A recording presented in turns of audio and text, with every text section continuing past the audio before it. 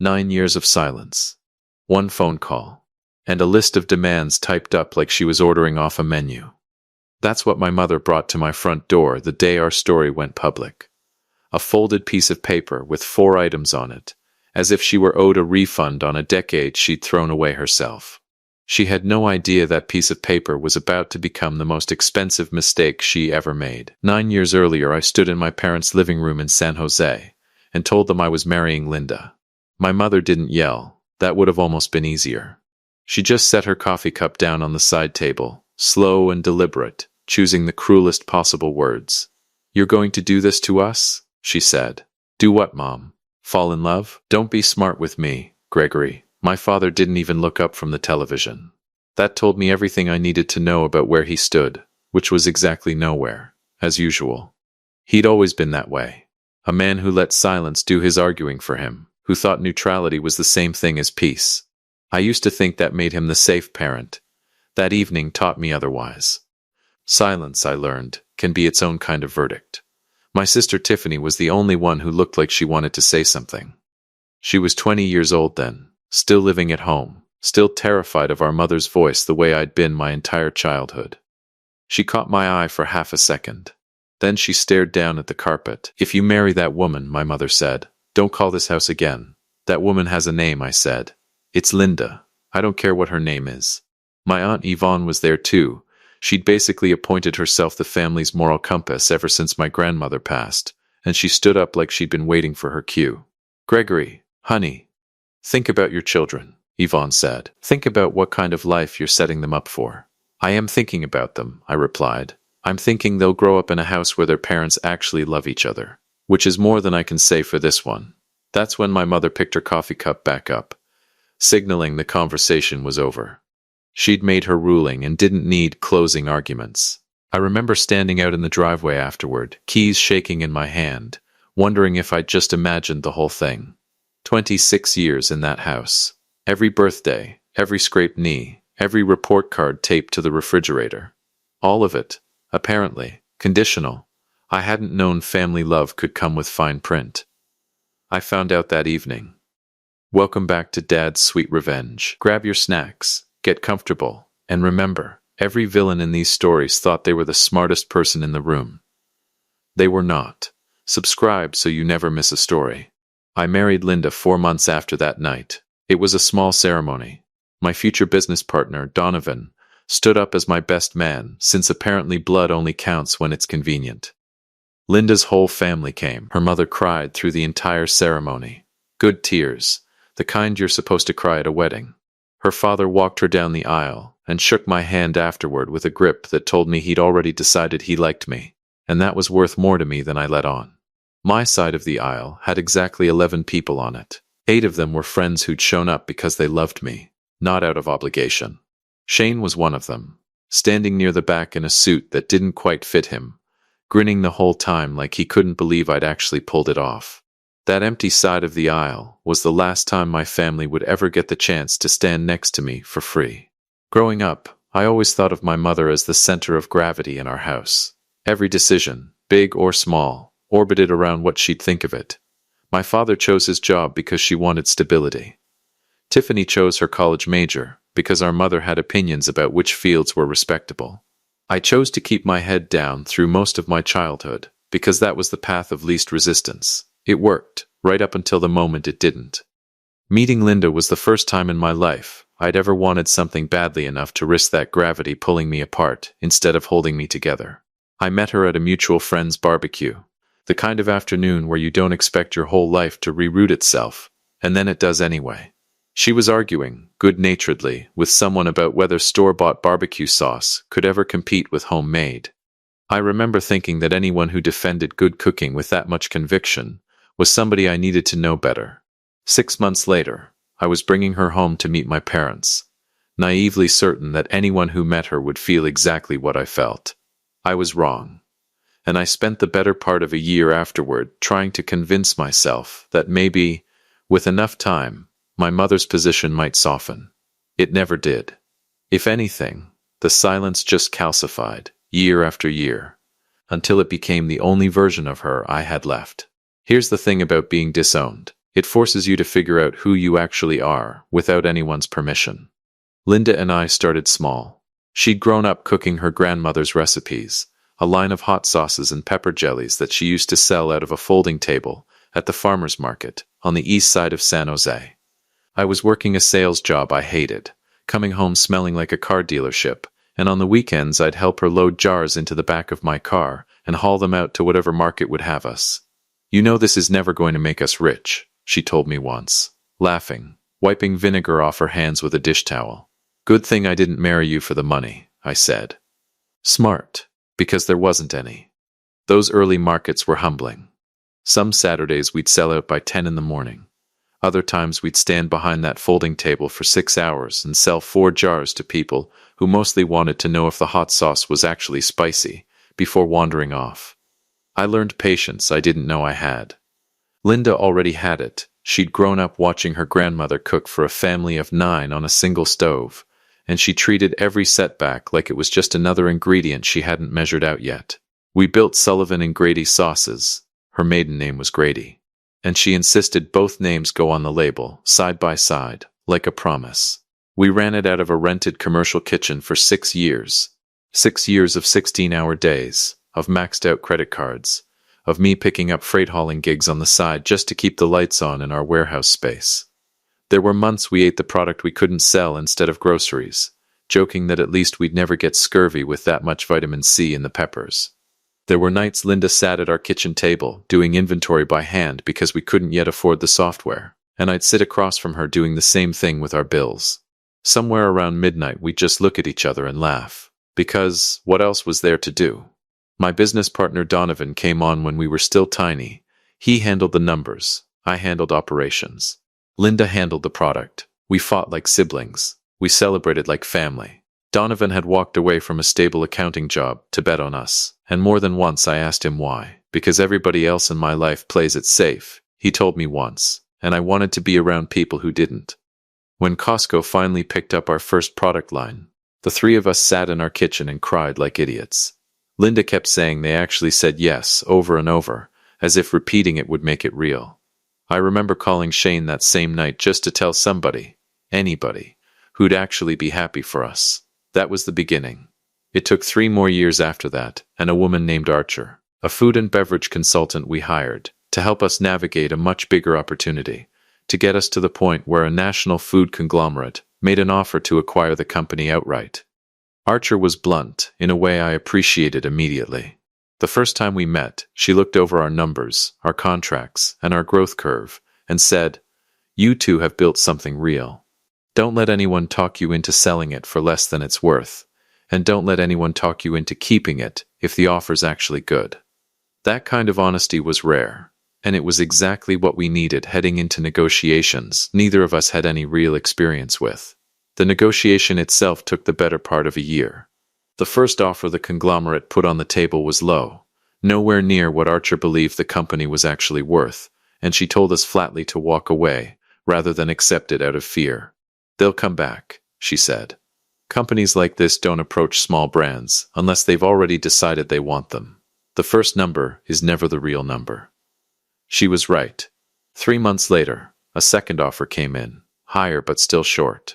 Donovan ran the projections late into countless nights, modeling out what the company could be worth if we kept growing independently for another 5 years versus what a lump sum today could do for us, weighing risk against certainty until my head spun. Linda, meanwhile, kept doing what she'd always done best. She kept making the sauce, kept perfecting the recipes, kept reminding all of us that none of the numbers mattered if the product itself ever stopped being something people actually wanted to put on their food. "They're not buying spreadsheets," she said once, during a particularly tense negotiation call. "They're buying trust.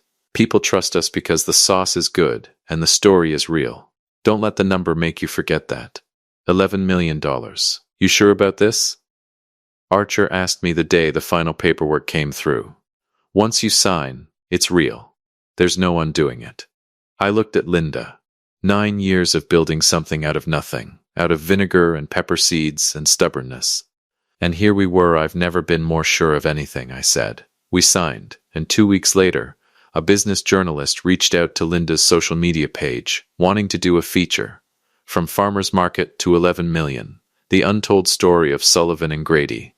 It ran everywhere. Local news picked it up.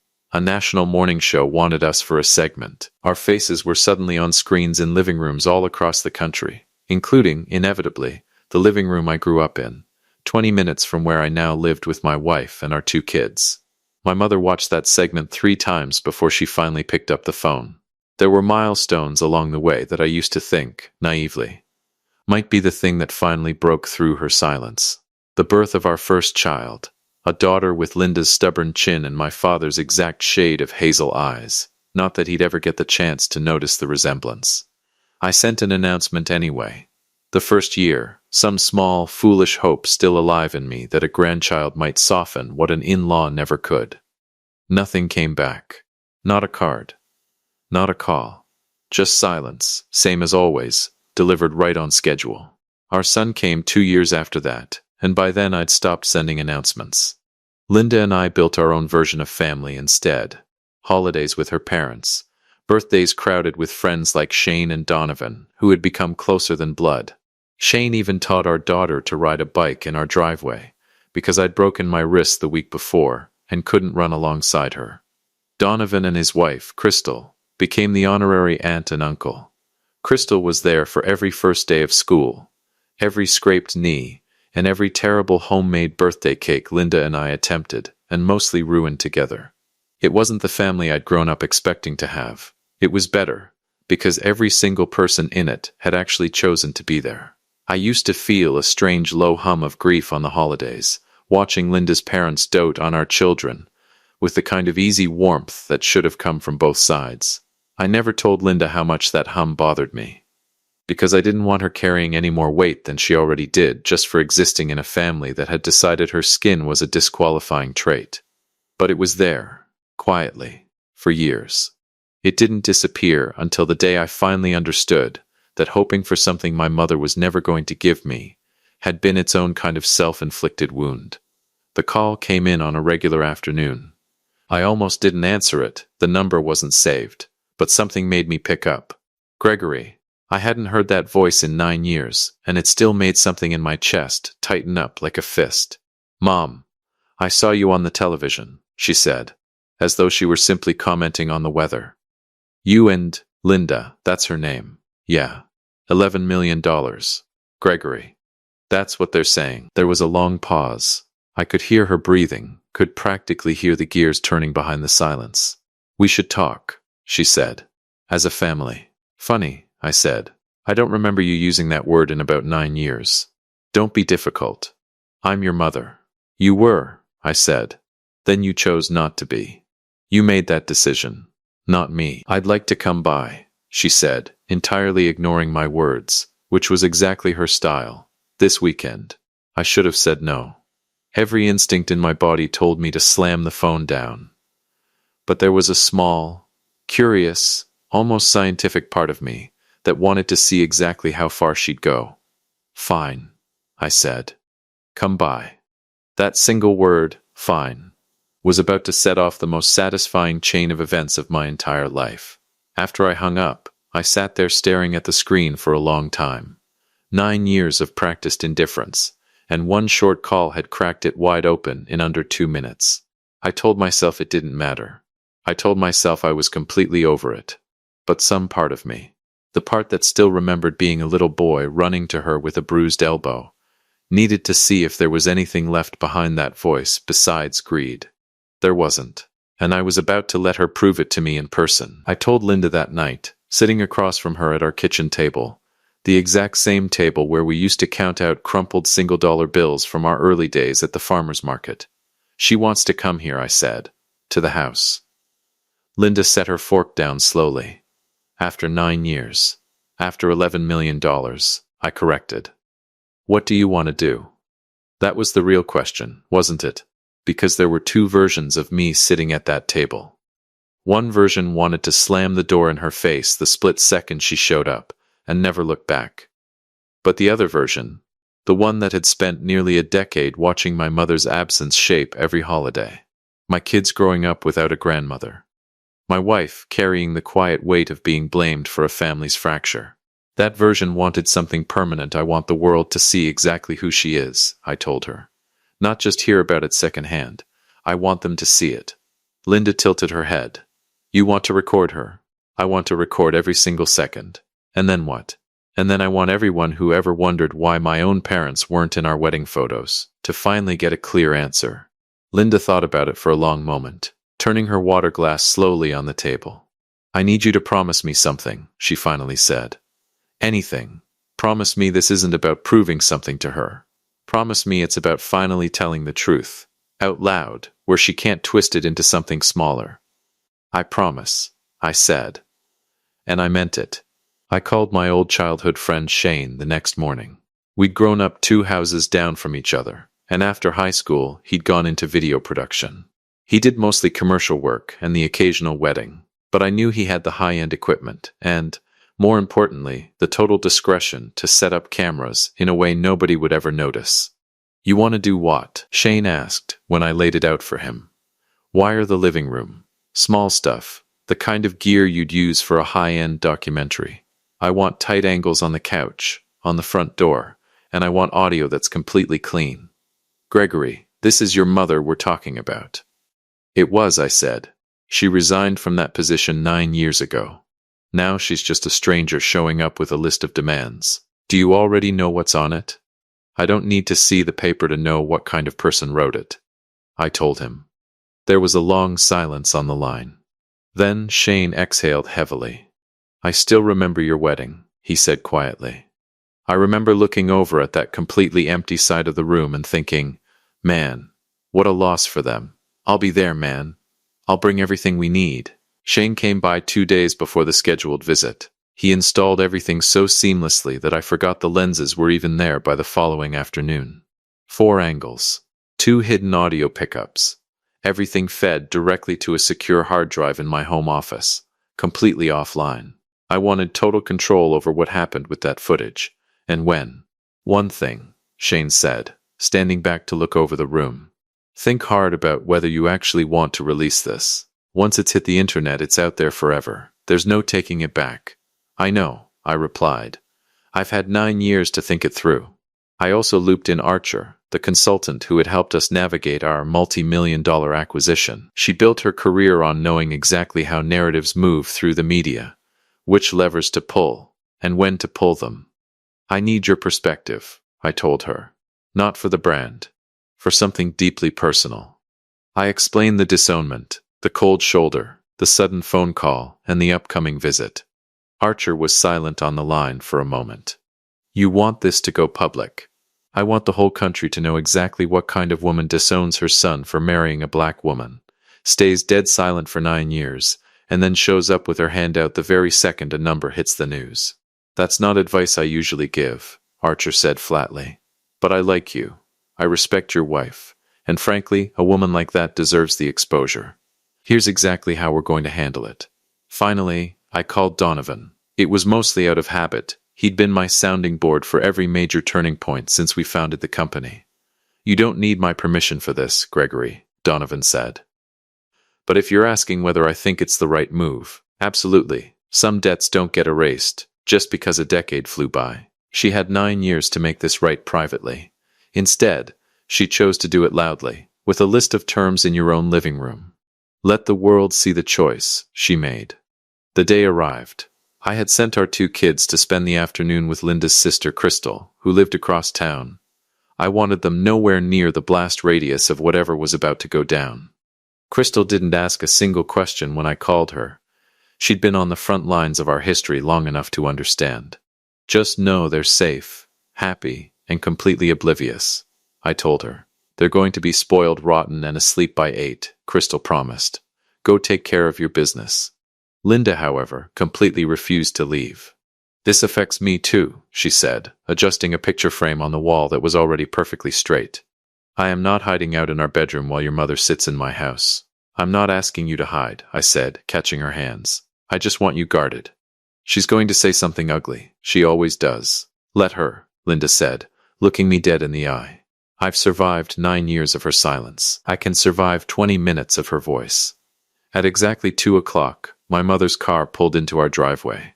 I watched from the front window as she sat in the driver's seat for a full 60 seconds before stepping out, almost like she was running through her lines one last time. She looked much older than I remembered. Time has a way of doing that. Her hair had turned completely gray, and there was a distinct stiffness in her stride as she walked up the path, as if her joints were giving her trouble. For a fraction of a second, a small residual part of me, the little boy who used to run to her with a scraped knee, felt a pang of sympathy. Then she knocked, and the moment I swung the door open, the very first words out of her mouth were, "You've done very well for yourselves. No hello. No, I've missed you. No, I'm so sorry." Just a cold appraisal, like a real estate agent inspecting a property before making an offer. "Come in," I said. She stepped inside, her eyes sweeping over our entryway, the living room, the family photos on the walls, and a framed magazine feature detailing our acquisition. Finally, her gaze settled on a portrait of Linda and me from our wedding day. "Linda," my mother said, offering a single, curt nod, as if checking an administrative box. "Hello," Linda replied, her tone smooth and level, completely controlled. "It's been a long time." "It has," my mother agreed, completely bypassing any semblance of an apology, treating the 9-year void like a minor scheduling conflict. We took our seats. My mother sat in the armchair, while Linda and I sat on the couch directly opposite her. I could practically feel the presence of the hidden cameras Shane had tucked away, hidden in the bookshelf, masked behind a houseplant, built right into a frame. Every single word she was about to utter was going to be preserved forever. So, my mother began, folding her hands neatly in her lap. $11 million. "That's the number," I said. "That's wonderful, Gregory, truly." She spoke with a layer of pride that was almost impressive, considering the reality of why she was here. "I always knew you had that drive in you, even when you were young." "Funny," I countered. "You didn't seem to think I had much of anything in me 9 years ago." Her jaw tightened instantly. "That was an entirely different situation." "Was it?" "The situation didn't change, Mom. The only thing that changed is our bank account. I am here now," she said, as if showing up today made up for a decade of abandonment. "You are," I agreed, "and I'm highly curious about what finally brought you around." She reached into her purse and pulled out a neatly folded piece of paper. My stomach dropped a fraction, even though I knew exactly what it was. There is a vast difference between anticipating a moment and watching it play out in front of your face. "I wanted to discuss the family," she said, slowly unfolding the page, "and how we move forward from here." "Move forward how?" She cleared her throat, and without a single shred of hesitation, she began reading from that list like a corporate executive presenting a restructuring proposal. "First," she read, "I think it's only equitable that a portion of this sudden wealth be set aside to secure your father and me for our retirement years. We aren't getting any younger, and family takes care of family." I said absolutely nothing. I just sat there and let the microphone catch every syllable. "Second, I would like us to schedule a formal family portrait, all of us together, so we can put the past behind us in a very public way. It would mean a tremendous amount to your Aunt Yvonne as well. She's been asking about you constantly." "Third," she continued, and I felt Linda's hand tighten slightly against my leg, "I think it would be highly appropriate for you to provide the capital to get your cousin into the restaurant space. He's been struggling for years, and with the kind of leverage and connections you have now." "And what's number 4? I interrupted. She looked up from the paper, completely unfazed. "Fourth, I expect an apology for the disrespectful way you spoke to me 9 years ago in front of your Aunt Yvonne. It was uncalled for." I sat there for a beat, letting the sheer absurdity of the moment breathe. 9 years of absolute exile. A wedding they intentionally boycotted. Grandchildren whose voices they wouldn't recognize on the phone. And her primary demand was a check, a photo op, and an apology from me. "Let me make sure I have this completely straight," I said, my voice dropping an octave. "You disowned me for marrying my wife. You cut off all communication for 9 years. No calls, no cards, nothing. And now you walk into my home demanding a retirement fund, a public PR stunt, a handout from my cousin, and an apology. From me. Gregory, there's no need to be difficult. It's not difficult at all," I said. "In fact, it's crystal clear. You didn't drive over here because you missed your son. You drove over here because you saw an 8-figure sum on the news and realized your silence was a terrible financial investment. That is entirely unfair. No, I shot back. What's unfair is my children growing up without a grandmother because of your pride. What's unfair is my wife sitting in this room right now, showing basic decency to a woman who refused to even say her name out loud for a decade. That's what's unfair, Mom, this list? It's just pathetic. Her face flushed a deep, angry crimson. I am still your mother. You were, I told her, but you forfeited that title the day you decided your love came with a racial qualification. You always did love a flair for the dramatic, she muttered, folding the paper back up as if her rigid composure could somehow save her from losing the room. I raised you better than this. You raised me to keep my head down and accept intolerance, I replied. I unlearned that a long time ago. It was the best decision I ever made. Linda hadn't spoken a word through the entire exchange, but I felt her shift beside me, shoulders back, chin perfectly level. I'd like to say something, Linda said quietly. My mother's eyes flicked over to her, completely reluctant, clearly hating the fact that she had to address her directly. 9 years ago, Linda said, her tone smooth and lethal. You sat across from me at a dinner table for maybe 10 minutes total before deciding everything you needed to know about my worth. You didn't ask about my career, my character, or how I loved your son. You looked at my skin, made your choice, and vanished. I don't expect you to understand the protective instincts of a mother. My mother snapped. I understand them perfectly, Linda answered. I just don't respect yours. There is a massive difference. And I want you to understand something else clearly. I never once asked Gregory to choose between you and me. He made that decision entirely on his own, because your prejudice made it impossible for him to do anything else. My mother's icy exterior cracked. Just a fraction. You have no idea what it feels like to watch your child walk down a path you're terrified of. You're right, Linda said calmly. I don't.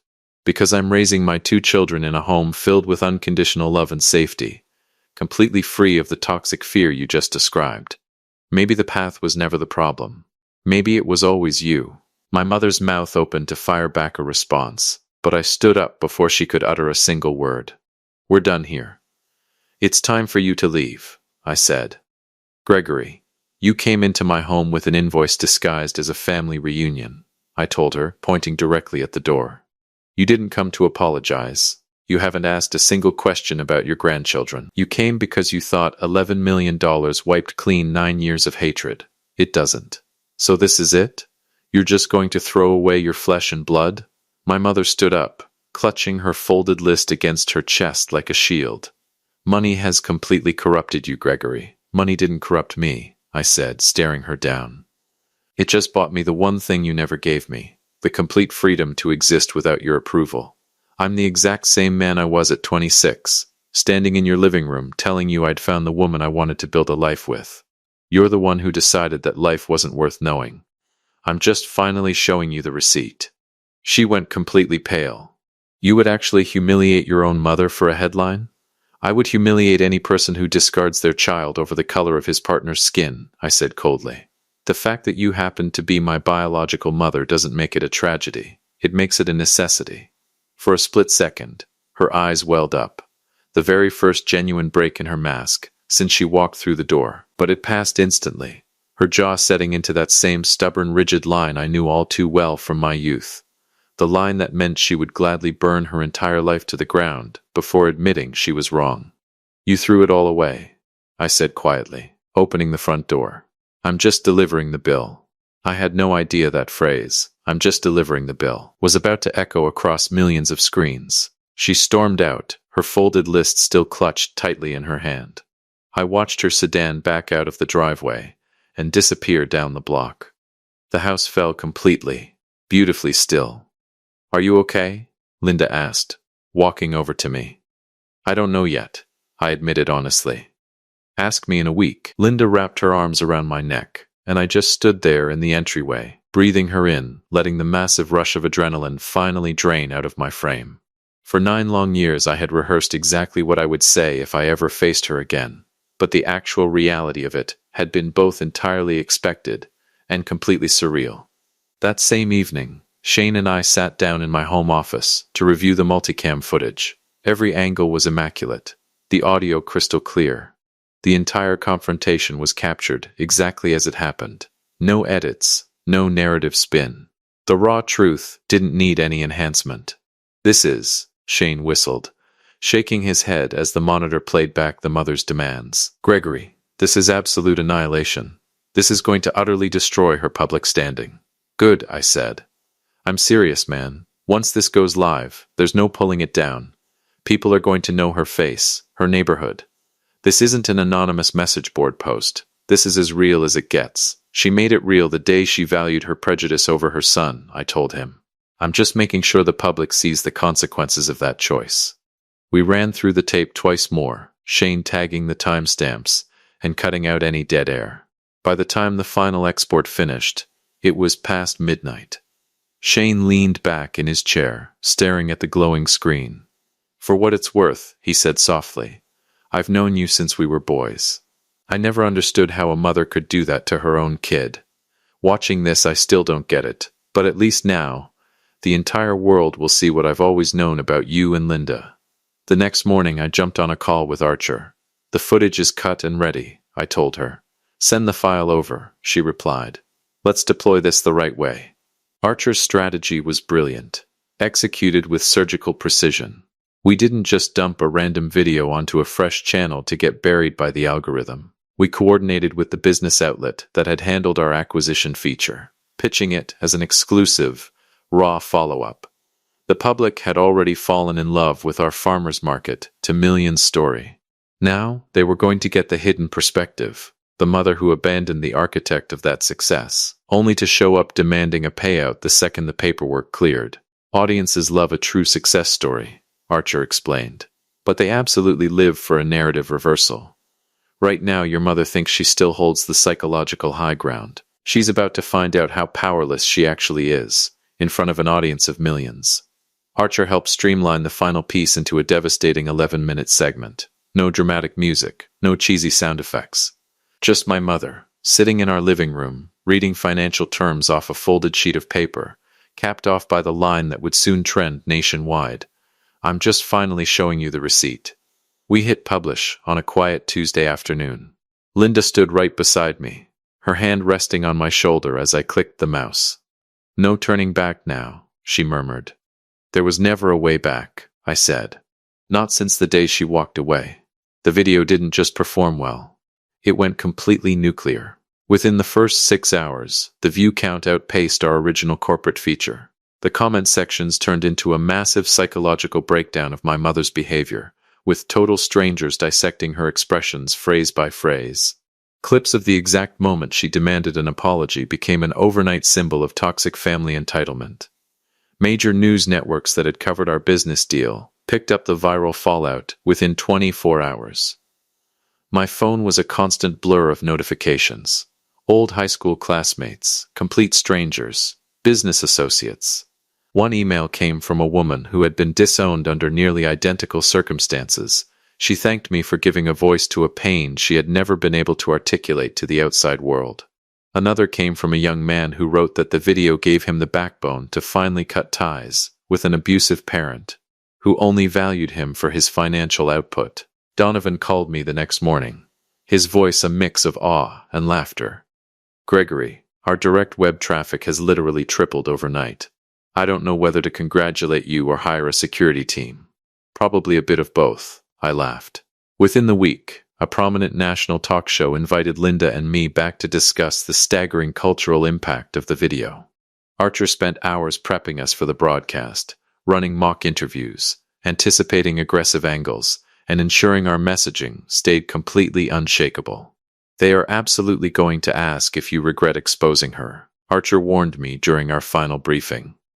"They'll push the angle of whether a biological mother deserves a right to privacy, regardless of her flaws. Have your stance locked in." Sitting on that set the next day under the studio lights, with Linda's hand firmly in mine, the host leaned in and dropped the exact question Archer had predicted. I didn't take a single beat to hesitate. My mother enjoyed 9 full years of absolute privacy. I stated warmly into the camera. 9 years where the outside world had no idea how she had treated us. She used that privacy to erase herself from her grandchildren's lives without a single word. The exact moment she chose to walk onto my property with a list of financial demands instead of an apology, she forfeited her narrative control. I didn't expose her. I just stopped hiding her choices. That response became the definitive clip of the entire media cycle. Strangers online began using the term 9 years of privacy to describe the hypocrisy of toxic relatives who only value family when it's convenient. Linda's parents reached out to us shortly after the broadcast aired. Her mother was in tears on the phone, those same beautiful full-circle tears from our wedding day, telling Linda how incredibly proud she was of her strength. Her father, always a man of few words, spoke to me directly. "You protected your wife and stood your ground, son. That's the measure of a man. You did right." Hearing that from the man who had embraced me as a son from day one offered a profound sense of closure that my biological family had spent a lifetime denying me. And then, the one message I had actually been anticipating arrived. It was a text from my sister Tiffany. I just watched the broadcast. It read, "We need to talk, Gregory. Please." I dialed her number that exact evening. "Is it really true?" she asked the moment she picked up, her voice trembling. "The things she demanded on that paper, she actually read those to you?" "Word for word, Tiffany," I told her.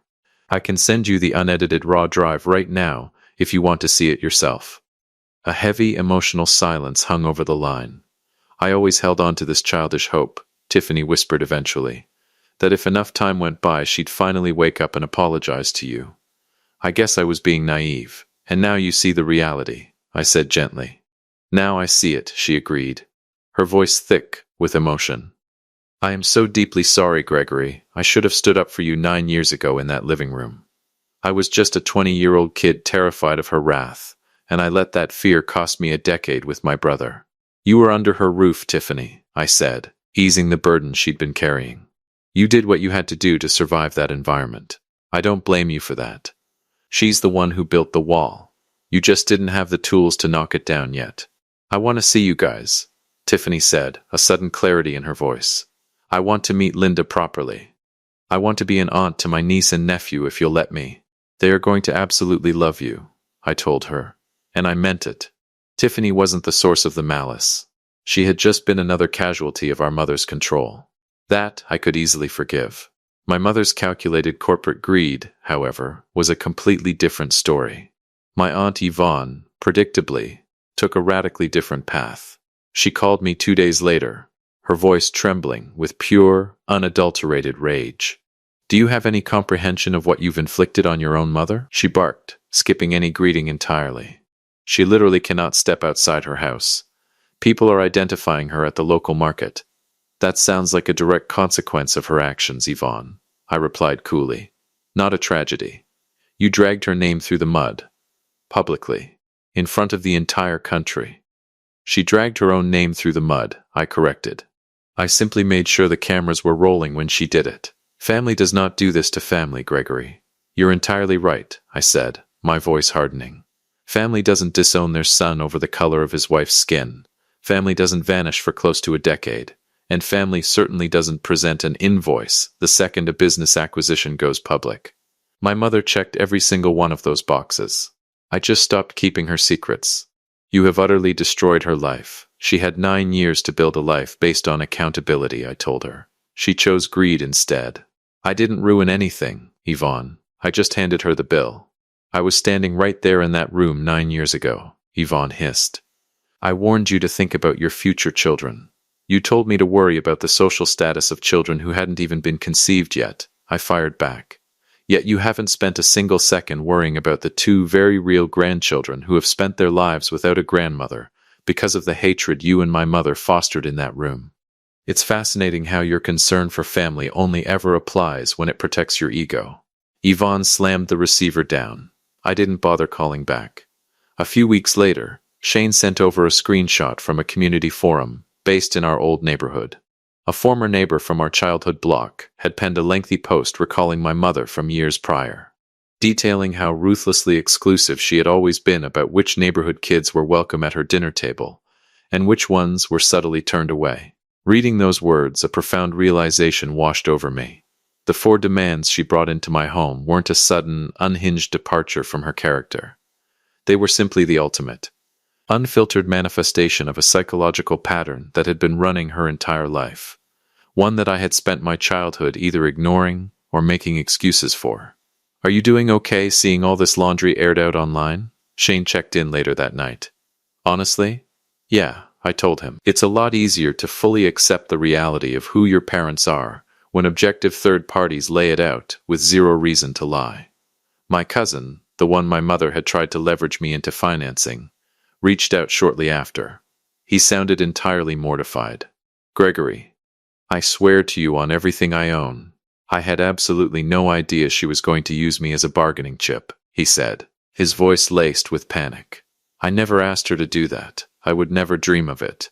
I know, man, I believe you," I assured him.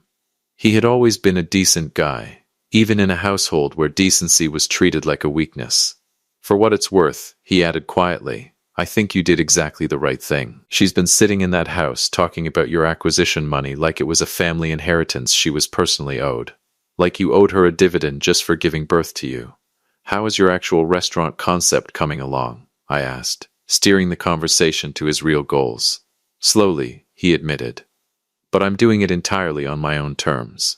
I'd rather grind it out for another 5 years than take a single dollar that comes with the kind of strings she attaches to things." I respected that statement more than I could properly articulate. It was the exact same core truth I had embraced 9 years prior, that financial security or family approval isn't worth the price of your soul. My father, true to form, never uttered a single word. Not before the meeting. Not after the video went viral. Not once. His total silence spoke volumes, echoing his complete passivity from 9 years ago, when he refused to look up from the television screen. He had chosen his side a long time ago, settling into a coward's consistency. In the early years of our estrangement, I used to lose sleep, wondering if he secretly disagreed with my mother's hatred, but simply lacked the spine to challenge her. Watching his silence endure through a massive national scandal answered that question with total finality. A man's true character isn't defined by the quiet thoughts he keeps to himself. It's defined by what he is willing to stand up for out loud. My father had chosen, every single time, to stand for absolutely nothing. The final communication came from my mother herself, roughly 3 weeks after the video reached peak virality. I answered the unknown number, and her voice cut through the line without a hint of warmth. "You need to take that video down immediately, Gregory. It's completely upended your father's social standing. People are talking constantly. It's ruining us. No self-reflection. No baseline understanding of the pain she had caused. Just another executive order, wrapped up in a complaint about her own consequences." "No," I said flatly. "Gregory, you had 9 full years to pick up a phone and be a mother," I told her, my voice steady. "You chose to boycott my wedding. You chose to ignore the birth of my kids. You had thousands of opportunities to fix this privately, and you chose pride every single time. Now the world sees the exact receipt of those choices. I'm not taking down a single frame. You are actively tearing this family apart. There hasn't been a family here to tear apart for 9 years, I countered. You incinerated it in your living room. I just stopped hiding the ashes. I am still your children's grandmother." She cried out, her composure fracturing completely for the first time. "You are a total stranger to my children," I told her coldly. "And you finalized that choice the day you decided their mother's skin color made them unworthy of a phone call. Grandmother isn't a title you get to demand when your bank account runs low. It's an honor you earn with humility, something you have yet to show." "We're done, Mum." I ended the call. She never dialed my number again. Months turned into seasons.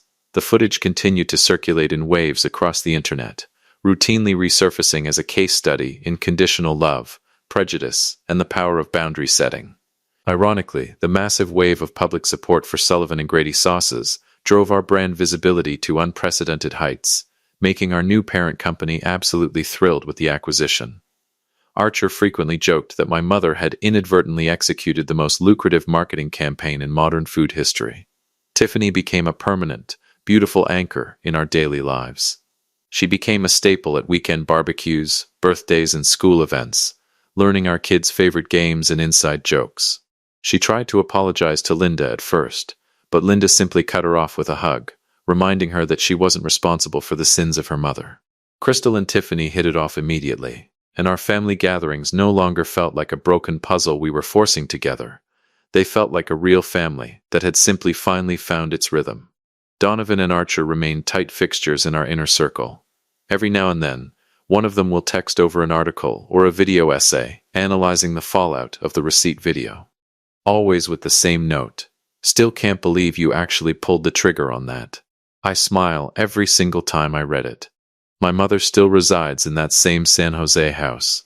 According to Tiffany, she rarely ventures out anymore, keeping the blinds drawn, fully aware that the community around her knows exactly who she is. That 11-minute window into her soul cemented a legacy she can no longer manipulate. And to be completely honest, I don't feel a single shred of guilt. I want to be entirely transparent about that, because I know people often expect these stories to wrap up with a neat Hollywood redemption arc, the tearful mother realizing her errors, a grand embrace, a clean slate. But that's not real life. She had a decade of chances. She had a wedding invitation. She had grandchildren. She had every single avenue a human being could possibly ask for to offer grace, and every single time, she chose her own ego.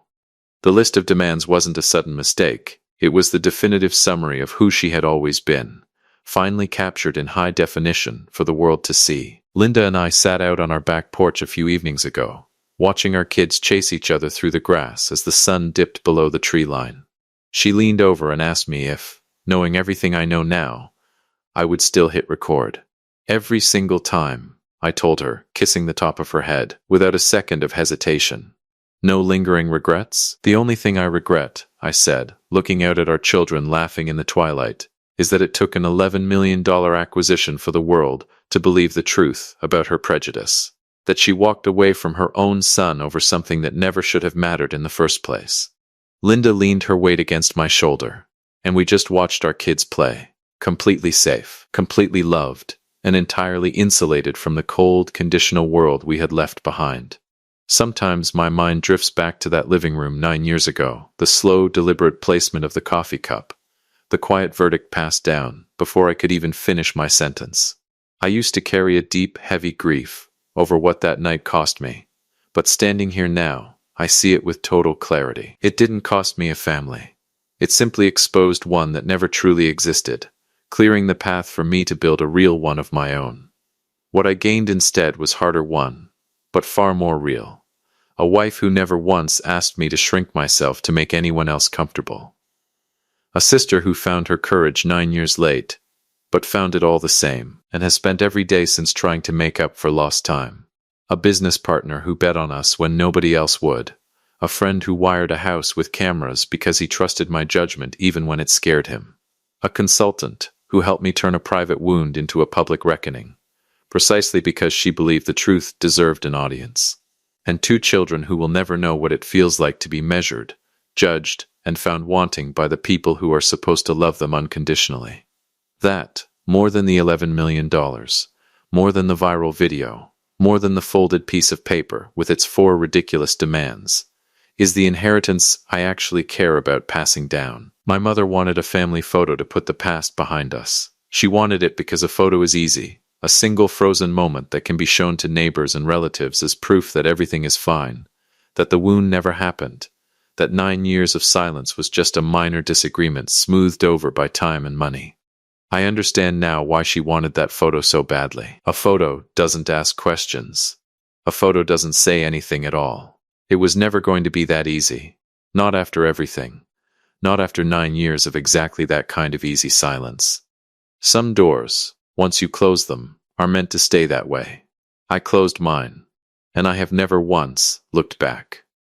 If you liked this story, join our community by hitting that like button and subscribing for more real, raw, and family-centered stories.